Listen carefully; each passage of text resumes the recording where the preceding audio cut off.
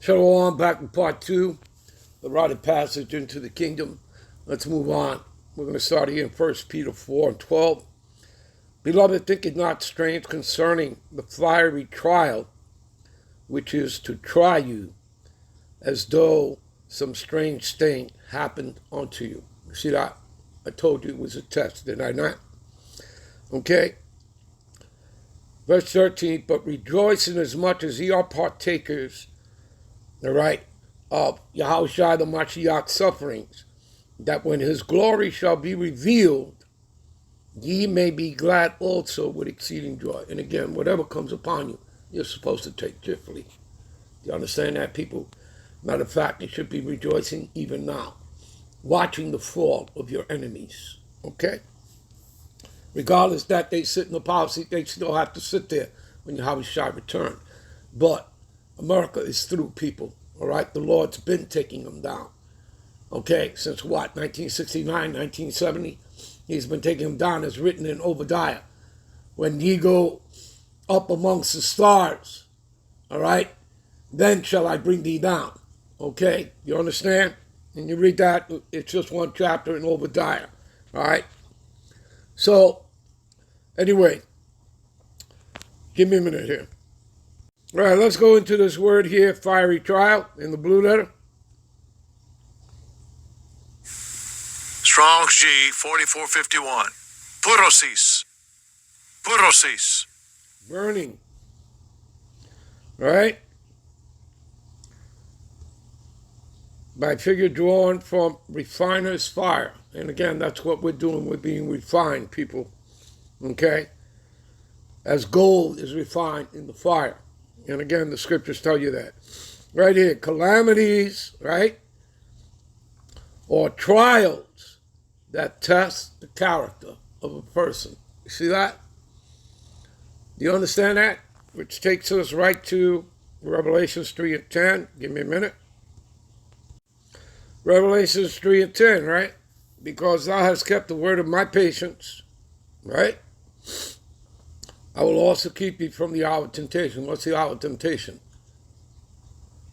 Them, mandatory, of them giving you the Karagma, that MOTB, all right, that electrical device, all right? That's the hour of temptation, okay? Because again, without it, right, when you go Revelations, the 13th chapter, rich and poor, free and bond, all to receive a mark in their right hand or in their forehead. Well, without that, you're not going to be able to buy and sell. You're not going to be able to pay rent, to eat, or anything. So you're going to be an outcast of society, all right? To starve you, put you in, in a FEMA camp, detention center, all right, where you will be dealt with, tortured, beheaded. Do you understand all that, people? Okay? This is all part of what? Your persecution, your affliction, your oppression. All right? For not bowing down to the Edomite beast system. Okay? Which it tells you that right there in Revelation 13:15.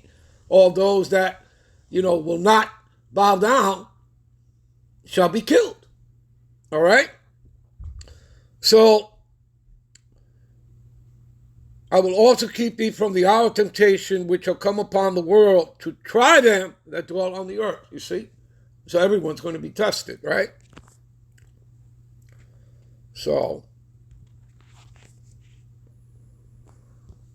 we're going to go into the word temptation, right?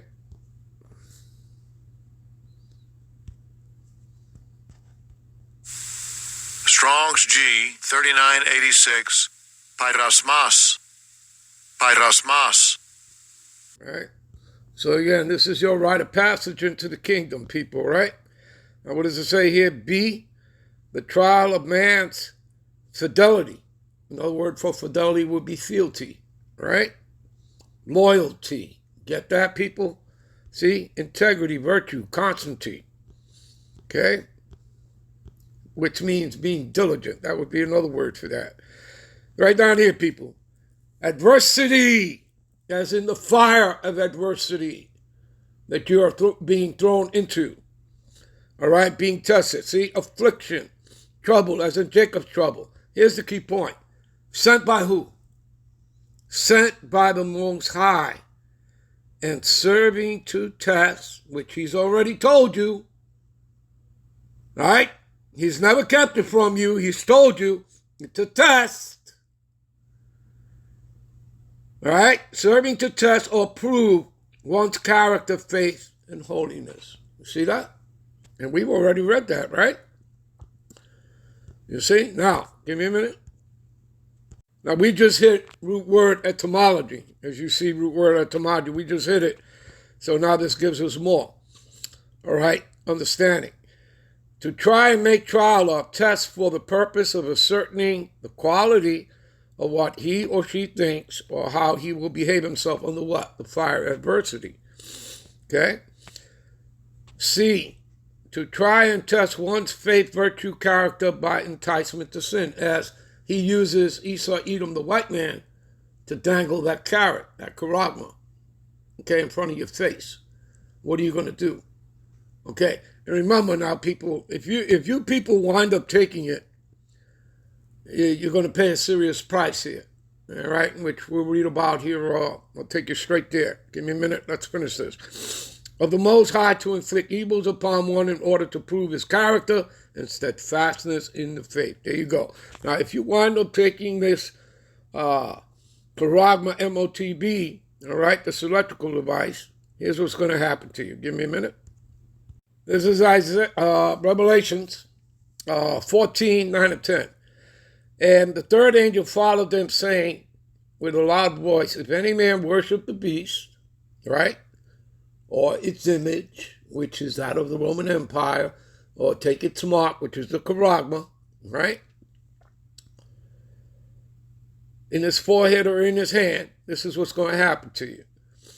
Verse 10, and the same shall drink of the wine of the wrath of the Most High. See that? Wrath of the Most High, which is poured out without mixture into the cup of his indignation, indignation meaning righteous anger, righteous hatred, and he shall be tormented with fire and brimstone, that's that thermonuclear fire from the ICBMs, plus the concentrated laser fire of the chariot, in the presence of the holy angels and in the presence of the Lamb.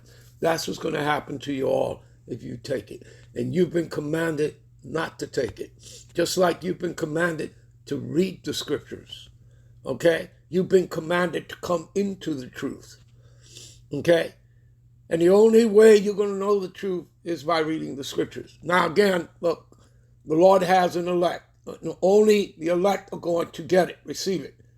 But as a whole, the nation has been commanded to read the scriptures. In this way, you know, that's eventually you're going to know whether or not you are the elect if you're able to come into the understanding. Okay? You understand? All right? All right, give me a minute.